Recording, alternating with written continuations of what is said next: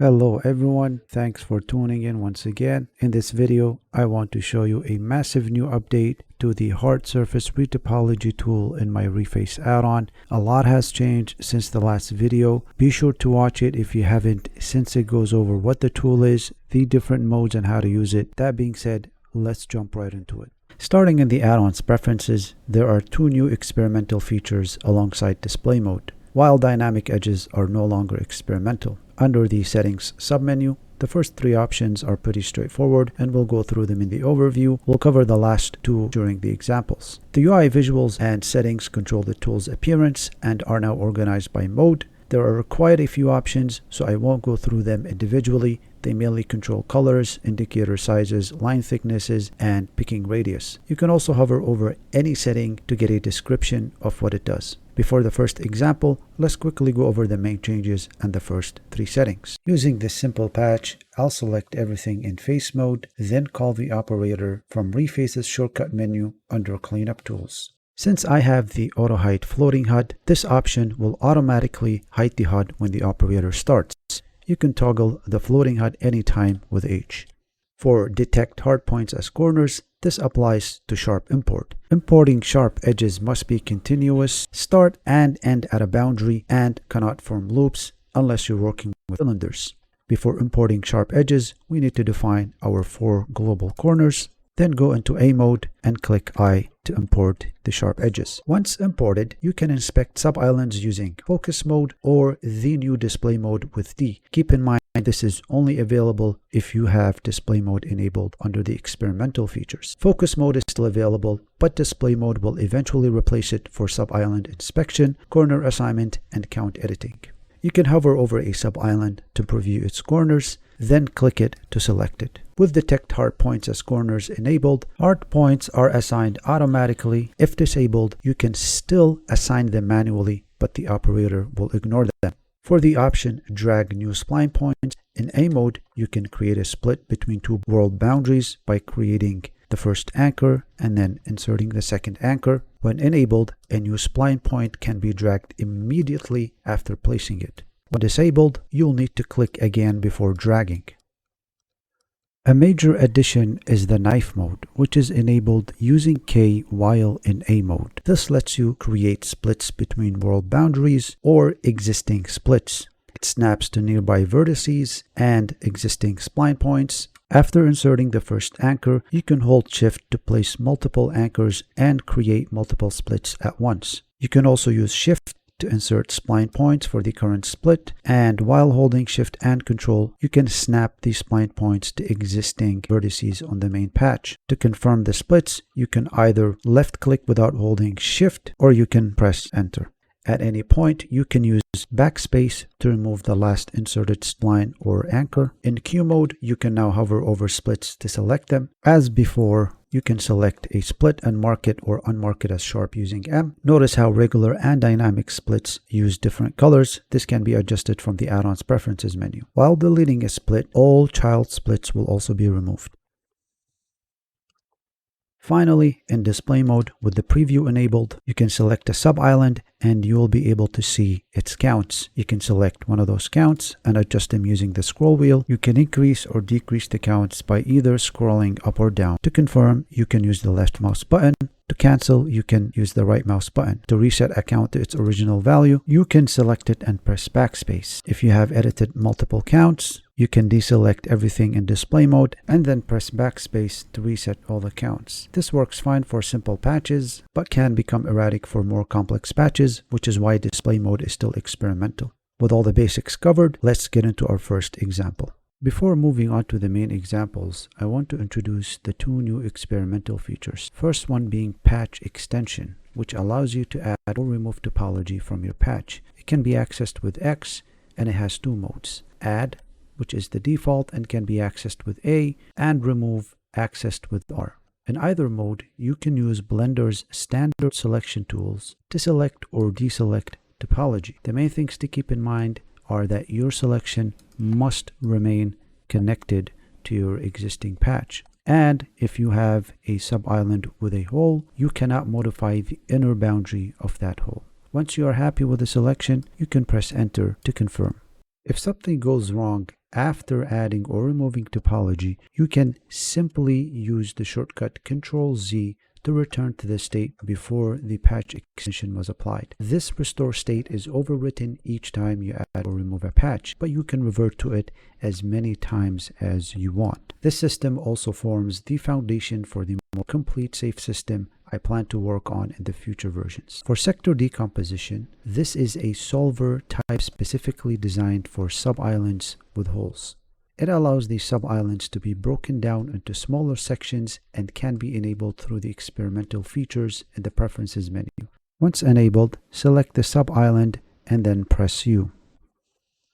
Sector decomposition only becomes active once a sub-island has at least 3 radial splits. If fewer than 3 are present, the sub-island will fall back to the generic hole solver. Once 3 or more radial splits are added, sector decomposition will take over automatically. When using sector decomposition, the sub-island will actually use those radial splits to break down the island further. If you go into display mode, now we can select the sub-island with the hole, and we will be presented with each individual sub-island within the hole itself. We can select them and then manually move the corners around. This gives you finer control over the topology of the sub-island, and it's no longer being simply lofted from the outer boundary to the inner boundary. There is one important distinction when using patch extension. If you add a patch that already contains a complete hole in a single operation, the generic hole solver will be used.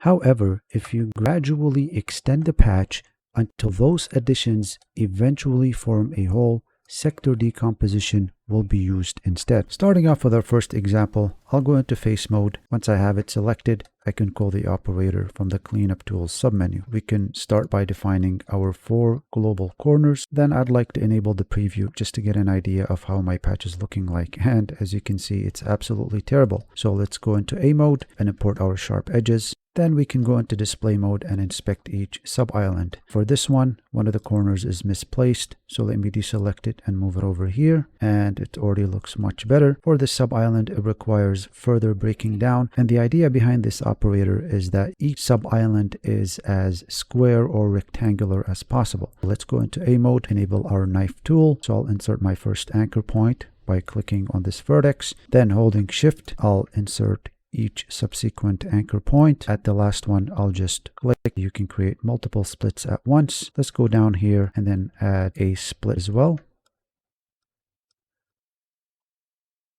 All that we are left with is this sub-island. This is being triangulated. We'll fix that in a second. This is due to the allow triangle feedback setting, which I recommend you keep enabled to see which sub-islands require further splitting. But let's continue breaking down our sub-island into square shapes.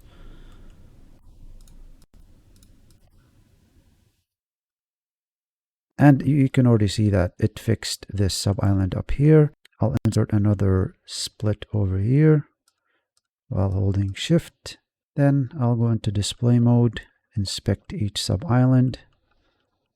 On to our next experimental feature. Since this is looking pretty decent, what I can do over here is either confirm the operator or I can continue extending my patch. If I press X, you'll see that the main selection is hidden. Patch extension is accessed using the shortcut X, and it has 2 modes. The default mode, which is adding accessed using A, and then the remove mode, which is accessed using R. In both modes, you can use Blender's default selection tools to select additional geometry you want to add to your patch. That includes length select, circle select, and then your current active selection tool, which right now is the box select. I've already added a seam over here, so let's add this patch. Keep in mind that any additional patches you add, they must be connected to your existing patch. So if I select something over here and I press enter, it'll tell me that the added faces must connect to the existing patch. So let's deselect this, and once we are ready, we can press enter. It'll take a second. Obviously, this is looking terrible because we need to add further splits. Keep in mind, the operator will add a split alongside the boundary where you added the new patch. Let's enable our knife mode and quickly add splits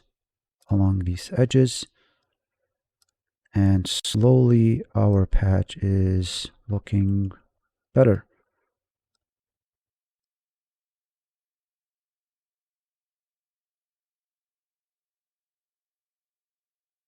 I'll add a few more over here. And then one down here. And then one here. Okay, so this is a good example to show you some of the errors you can run into. As you can see, I added this split, and if we inspect this, this can happen when you attempt to hover over a spline point and for some reason it inserts it incorrectly. So let's quickly drag over this, and you can see that it added this split not to this spline point but rather somewhere along the split. Essentially, you can fix this by just deleting the spline point and then adding the split once again. And you can see this fixes it. And a good practice is to always make sure that your corners are on the outer corners of your patch. So let's continue extending. You can see I have this large patch over here. So I'll select it using L. Notice how I have two holes over here. I have one over here and then one over here, and I already have a hole in my original patch. So with this new update, your patch can contain multiple holes. One thing to keep in mind is as I press enter, you'll see that my preview fails, and if I enable the HUD, it tells you partition the patch, so each sub-island contains exactly one hole, which pretty much defines the error. So let's quickly add a split somewhere over here. That already fixes it. Let's continue breaking down our patch as much as possible, and I'm doing this pretty quickly, so the result might not be perfect, but you can obviously spend more time. I can add a split over here, and once you insert a split, you can obviously drag its anchors to play around with how the topology looks like. So let's do something like this. I can go into display mode. Let's try moving the corner down here. Okay, that looks okay. For sub-islands with holes, they're a little bit different. So if I add a split over here, so we are preserving this weird corner, and I go into display mode, you see it's still one sub-island. So these splits do not really partition or break down the sub-island, rather they act as topology guides. So here we have an error. It just means you have to add another, as I call them, radial splits. Perhaps we can add one over here, move this corner down here. Add a split that goes like this, and if this happens, it means you need to add another split. Maybe we'll have one more down here. Maybe add a split up here to preserve this circle better, but I'll just keep it as is for now. I'll try to go through this quickly so that the video is not too long. So I'll select this using link select, and I'll just follow the original edges over here. I'll enable my knife mode. I'll click to insert my first anchor, and then I'll hold Shift and Control to snap these spline points. Enable the preview pretty quickly to see what we're working with.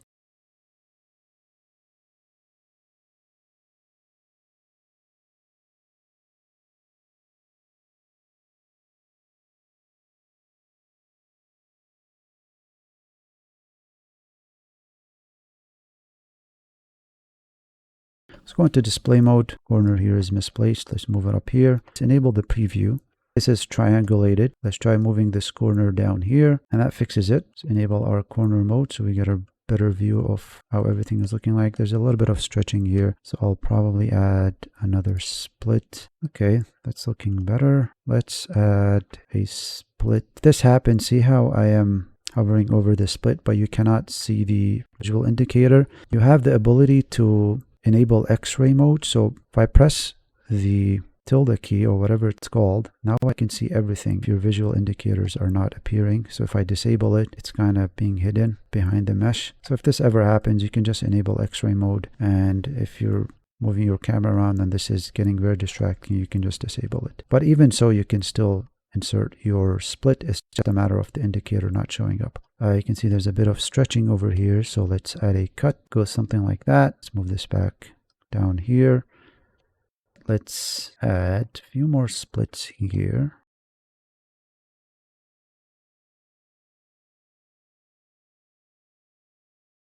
Let's go into X mode.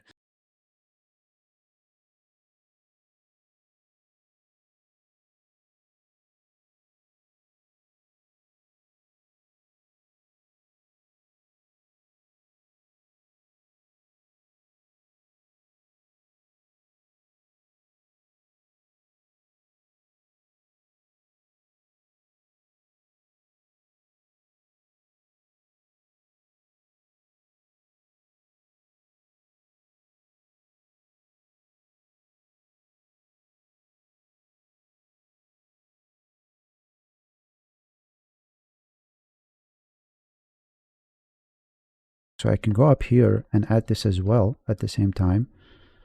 Let's do that. Basically, whatever you're adding does not have to connect so long as they connect to the original patch. If I press enter, oh, see, I have this selected. Let's deselect this. Press enter again. Give it a second. I'm just going to leave it as is. You can always, obviously, in your own models, spend some more time to make sure that it looks best. I will continue adding splits along these bevels.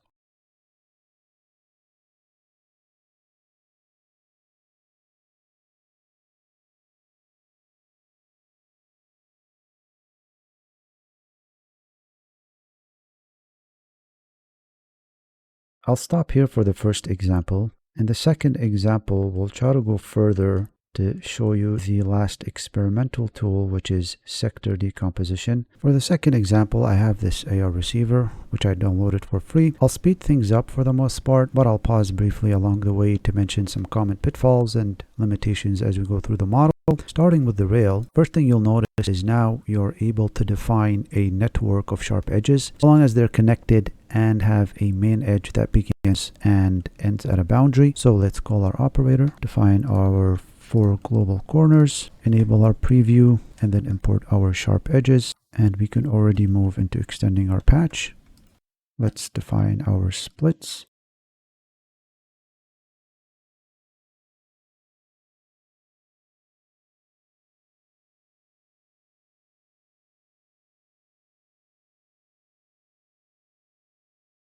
I'll move my global corners back here.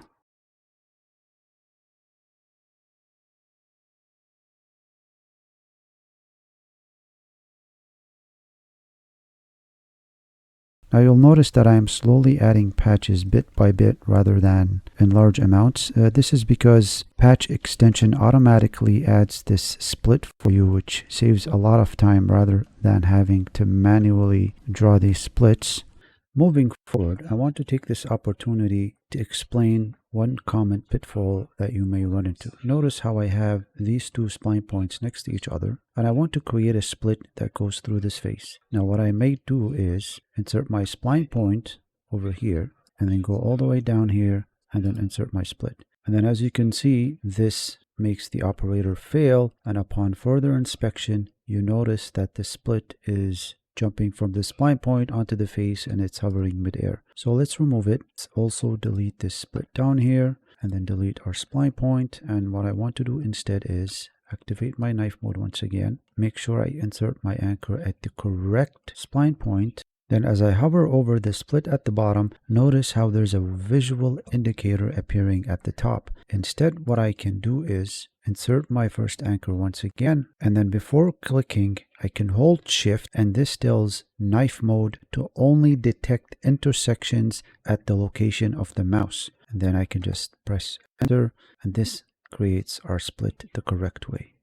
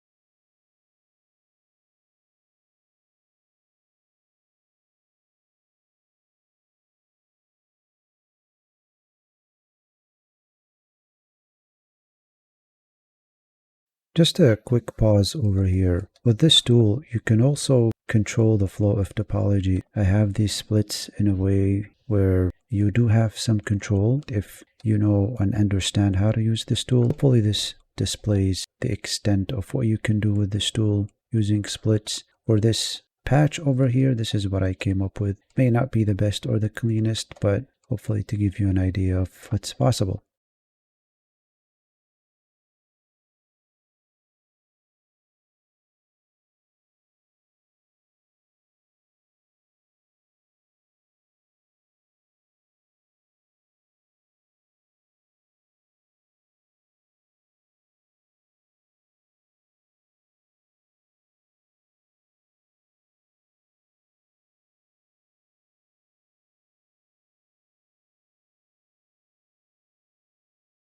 Another tip over here, notice how for this patch, there's only one edge that's going around. Now I can either go and use display mode over here, which is a little bit still janky, and when you extend it, the patch, it's not actually going to maintain the count. So instead what I suggest you do is you can use spline points to control the number of edges as well. So if I disable my preview for a second and add 3 spline points over here, if I turn those into hard points, the operator will ensure that there's an edge that goes through each of those points. So if I enable the preview, you'll see that no matter what happens, at least 3 edges will be going through these hard points.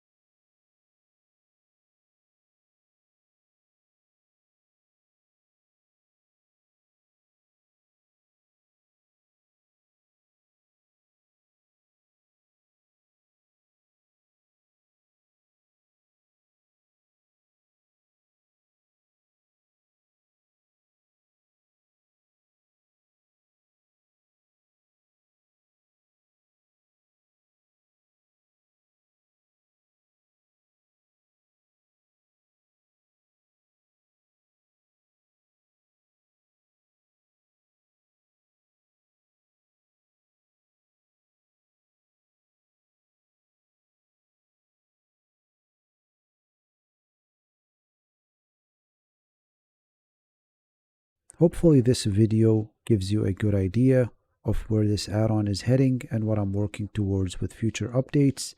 If you found the video useful, consider leaving a like and let me know what you think in the comments. Feedback is always helpful, especially while these features are still being developed. You can also subscribe if you want to stay updated on this add-on and the other tools I'm working on. If the add-on continues to grow, I may also set up a Discord server so I can continue to share more frequent development updates and have a dedicated place for feedback, bug reports, and future discussions. I really do appreciate all the support so far. At the time of recording, this update is not live yet, so do keep an eye on Superhive, Gumroad, and the YouTube channel for an announcement once it drops. Thanks again for watching, and I'll see you in the next video.